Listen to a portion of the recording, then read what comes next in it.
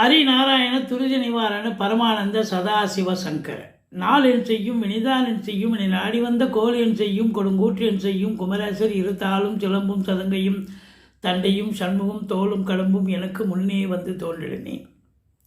ஓம் அனுமந்தாய வித்மகே வாயு புத்திராய தீமகே தந்தனோ மாருதி பிரச்சோத்யாத் பட்டீஸ்வரம் ஸ்ரீ விஷ்ணு துர்கையே போற்றி. உலகெங்கிலும் வாழ்ந்து கொண்டிருக்கும் ஸ்ரீராம் ஆஸ்ட்ரோ யூடியூப் சேனல் நேயர்களுக்கு டாக்டர் சைதை ராஜாவின் அன்பான வணக்கங்கள், வாழ்த்துக்கள். நம்ம இந்த எபிசோடில் வார ராசி பலன்களை பார்க்க போகிறோம். நவம்பர் 9 முதல் 15 தேதி வரைக்கும் உள்ளடக்கிய நாட்களுக்கு கிரகங்கள் ஒவ்வொரு ராசிக்கும் எப்பேற்பட்ட பலனை வழங்கப் போகிறது என்பதை பார்க்கலாம் வாங்க. இந்த வாரம் முழுவதும் தேய்பிறை நாட்களே. எங்களுடைய வீடியோ ஸ்கிப் பண்ணாமல் முழுதும் பாருங்கள். உங்களுக்கு ஒரு நல்ல பயனுள்ள தகவல் கிடைக்க போகிறது. சந்தோஷம் அடைய போகிறீர்கள். எங்களுடைய வீடியோ பிடிச்சிருந்தால் லைக் பண்ணுங்கள், ஷேர் பண்ணுங்கள், சப்ஸ்கிரைப் பண்ணுங்கள். மறக்காமல் சப்ஸ்கிரைப் பண்ணுங்கள். வாங்க ராசிக்குள் செல்லலாம். சிம்ம ராசி அன்பர்களுக்கு வணக்கம். சிம்ம ராசி காலபுருஷனுக்கு 5வது ராசி. சூரிய பகவான் ஆட்சி பெறும் வீடு. இப்பொழுது சூரிய பகவான் துலாத்தில் இருக்கிறார், நீச்ச பங்கம் பெறுகிறார். ராசிநாதன் நல்ல நிலையில் முயற்சி ஸ்தானத்தில் இருக்கார், நீச்ச பங்கம் பெறுகிறார். அப்போது நீங்கள் எடுக்கிற எந்த முயற்சியாக இருந்தாலும், ஏன்னா சுக்கிரனோடு சேர்ந்திருக்கார். சுக்கிரன் 10க்குடையவன். தொழில், உத்தியோகம், அதில் என்ன முயற்சி நீங்கள் எஃபர்ட் போடுறீங்களோ அது அப்படியே சக்ஸஸ் ஆகும்.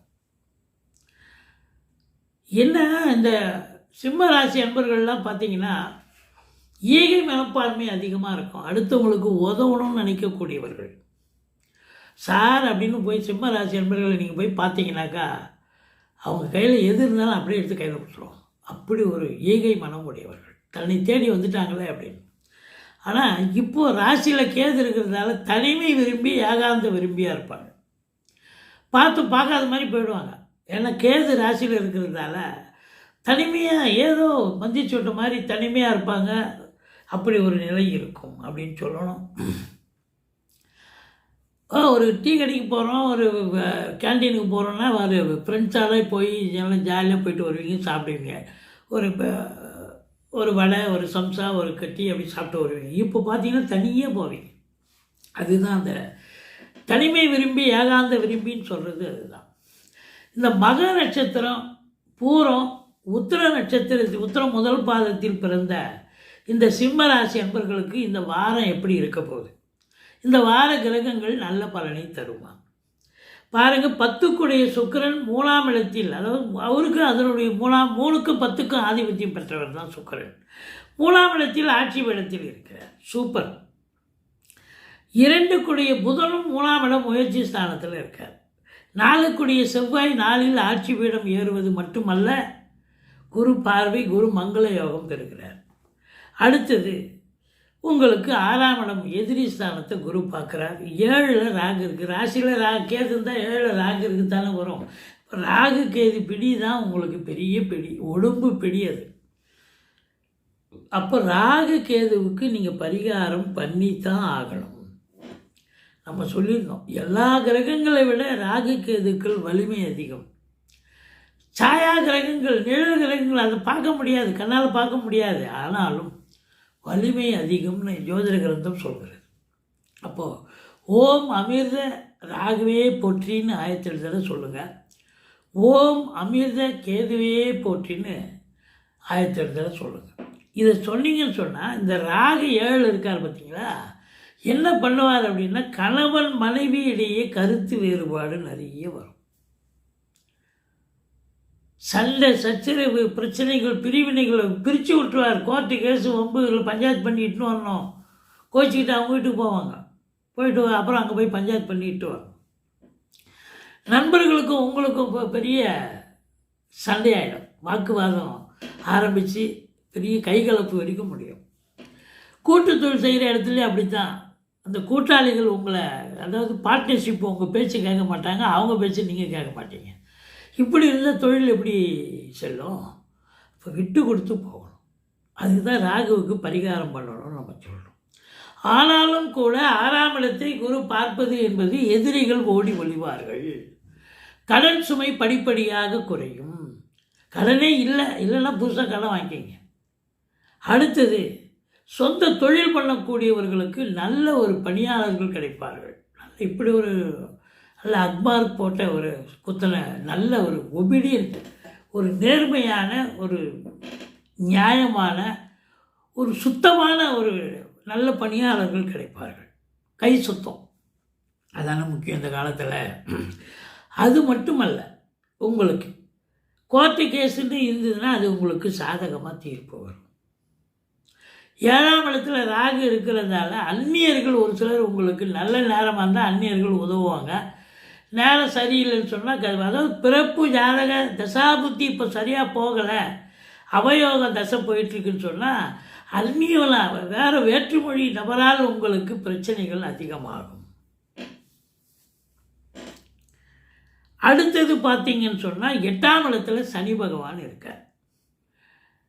அஷ்டமத்து சனி போயிட்டுருக்கு. ஆமாம், சங்கடம் தீர்க்கும் சனி பகவானே மங்களம் பொங்க மனமொய்த்தருள்வாய் சச்சரவின்றி சனீஸ்வர தேவே இச்சகம் வாழ்க இன்னருள் தாத்தா. இந்த சுலோகத்தை சொல்லுங்கள். சனிக்கிழமை தோறும் எள்ளெண்ணெய் தீபம் இட்டு வாருங்கள். தலைக்கு வர்றது தலைப்பாயாட போகும். ஆனாலும் கூட இதில் ஒரு பெஸ்ட்டு இன்ஃபர்மேஷன், முக்கியமான செய்தி, மகத்தான செய்தி என்னன்னா, சனி பகவானை குரு பகவான் பார்க்கிறார். எந்த ஒரு சுபகிரகத்தையும் குரு பார்க்கிறார் என்று சொன்னால், அந்த அசுப கிரகத்தையும் குரு பார்க்கிறார் என்று சொன்னால் உங்களுக்கு எந்த ஒரு பிரச்சனையும் இல்லை. அவர் அந்த அஷ்டமத்து சனி பலனை தரமாட்டார். தீய பலனை அவர் தர இல்லை. குரு தடுத்துருவார். தர இயலாது. தீய பலன்கள் நடக்காது, நீங்கள் நம்பி இருக்கலாம். மாறாக குரு பார்க்குறார். அப்போது என்னன்னா, எப்போவோ தொலைஞ்சு போன பொருள், எப்போவோ களவாடப்பட்ட பொருளோ இல்லை கேஷோ ரொக்கமோ இப்போ கைக்கு தேடி வரக்கூடிய ஒரு அம்சம் இருக்குது.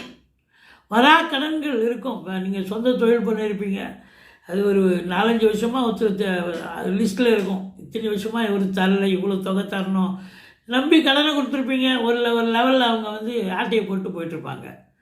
இதெல்லாம் எங்கே வரப்போகுது, இதெல்லாம் டெட்லைன் அப்படின்னு நீங்கள் நினச்சிருப்பீங்க. ஆனால் அவங்க கொண்டாந்து கொடுப்பாங்க. அதாங்க பெரிய ஆச்சரியம். வரா கடன்கள் வசூலாகும். அடுத்தது பார்த்தீங்க அப்படின்னு சொன்னால், 8ஆம் இடத்தை குரு பார்க்குறாருன்னா, உங்களுக்கு அடுத்தவங்க சொத்தோ, அடுத்தவங்களுடைய நகை நட்டோ, அடுத்தவங்களுடைய கேஷோ, அதாவது வாரிசே இல்லை அந்த குடும்பத்துக்குன்னா அவங்களுக்கு ரொம்ப பிடிச்சி போயிடும். உங்களை கூப்பிட்டு இருந்தாங்கப்பா, நகை ஒரு 10,000 எடுத்துகிட்டு போங்க அப்படின்னு உங்களுக்கு பிடிச்சி கொடுப்பாங்க. ஒரு அப்பா ஸ்தானத்தில் அவர் கொடுப்பார். நீங்களே ஆச்சரியப்படுவீங்க. இதுபோல் திடீர் ராஜ யோகங்கள் ஒரு சிலருக்கு அமையும். அடுத்தது பார்த்திங்கன்னா, 10ஆம் இடத்து அதிபதி ஆட்சி பீடத்தில் இருக்கிறார். ஆனால் 10ஆம் இடத்தை சனி பகவான் பார்க்கிறார். என்னங்கிறது, அந்த அதிபதி ஆட்சி பீடத்தில் இருக்கார். அப்போ தொழில் சிறப்பாக செல்லும். ஆனால் சனி பார்க்குறார். தொழிலில் சில பிரச்சனைகள் வரும், சங்கடங்கள் வரும். வந்தாலும் அதை தாண்டி அந்த ஒரு கடை வச்சுருப்பீங்க, ஒரு மார்க்கெட்டில் இது வச்சுருக்கீங்க, மற்றவங்களாம் போட்டி பொறாமல் பொச்சரி போல் இருந்திருக்கோம். இப்போ பார்த்தீங்கன்னா நீங்கள் அதெல்லாம் விலகி நீங்கள் சக்ஸஸ் பண்ணக்கூடிய ஒரு காலகட்டம். ஆனால் அதிகப்படியான ஒரு உழைப்பு தேவைப்படுகிறது, அவ்வளோதான். 8 ஹவர் டியூட்டினா 10 ஹவர் வேலை பார்க்கலங்க. பணிச்சுமை அதிகரிக்கும். சரி, சொந்த தொழிலில் பண்ணுறீங்க, ரைட்டு. அரசு உத்தியோகத்தில் இருக்கிறீங்க, தனியார் தொழில் இருக்கிறீங்க, நீங்கள் என்ன பண்ணுவீங்க? உங்களுக்கும் அப்படி தான் அகஸ்மாத்தாக உங்களுக்கு அப்படி தான் வரும். கிரகங்களுடைய நிலை அது தவறவே தவற.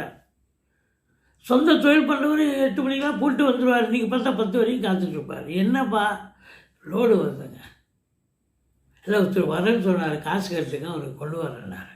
ஸோ இப்படி ஏதாவது ஒரு காரணம் லேட் ஆகிறதுக்கான ஒரு அமைப்பு.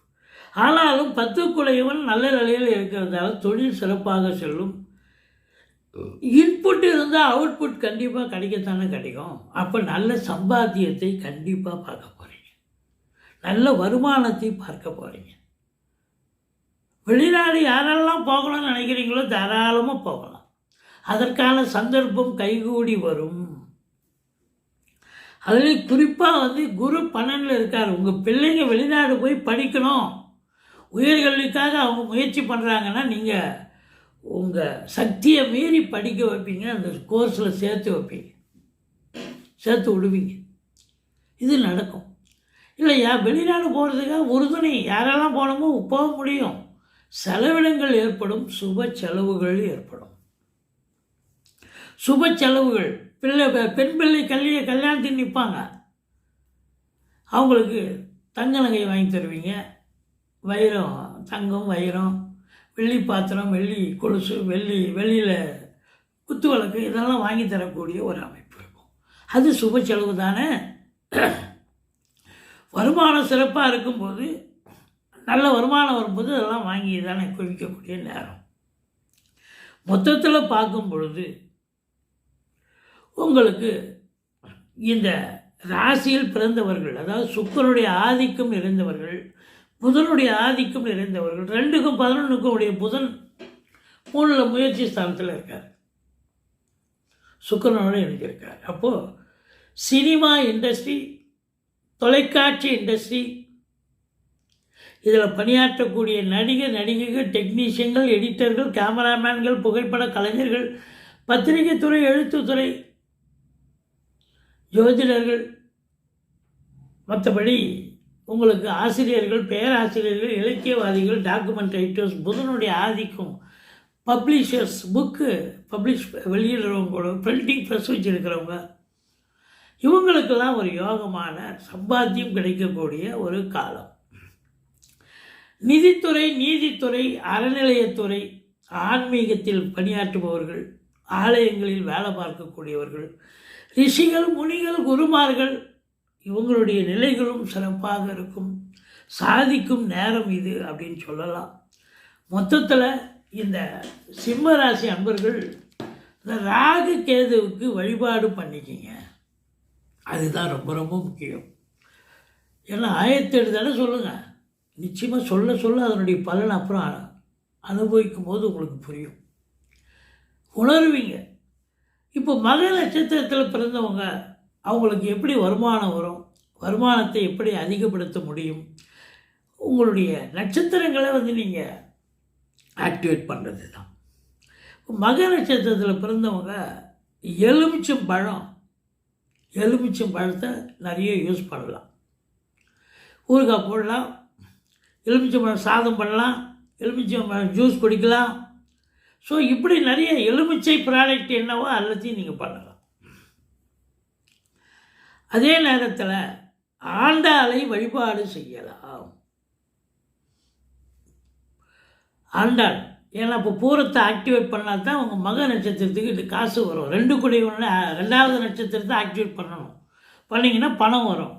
அப்போது வந்து உங்களுக்கு ஆண்டாளை வழிபாடு செய்யலாம். மற்றபடி உங்களுக்கு இந்த வான வேடிக்கையெல்லாம் விடுவாங்க கோயில்களில், இது ஒரு விசேஷத்தில், இது திருவிழா காலங்கள்லாம், அதெல்லாம் ரொம்ப கண்டுகளிச்சா இந்த மக நட்சத்திரத்தில் பிறந்தவங்களுக்கு நல்லா ஆக்டிவேட் ஆகி நல்ல சம்பாத்தியம் கிடைக்கும்.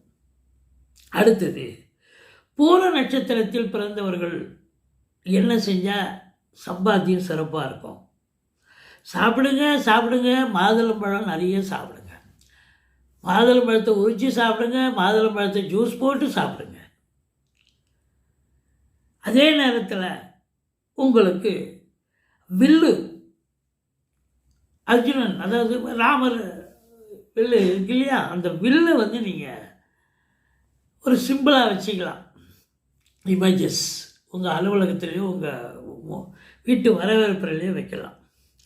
அதே நேரத்தில் இந்த பூர நட்சத்திரத்தில் பிறந்தவர்கள் நிறைய துணி, ஷர்ட்டு, பேண்ட்டெல்லாம் தைச்சி போடாதீங்க, ரெடிமேடாக போடுங்க.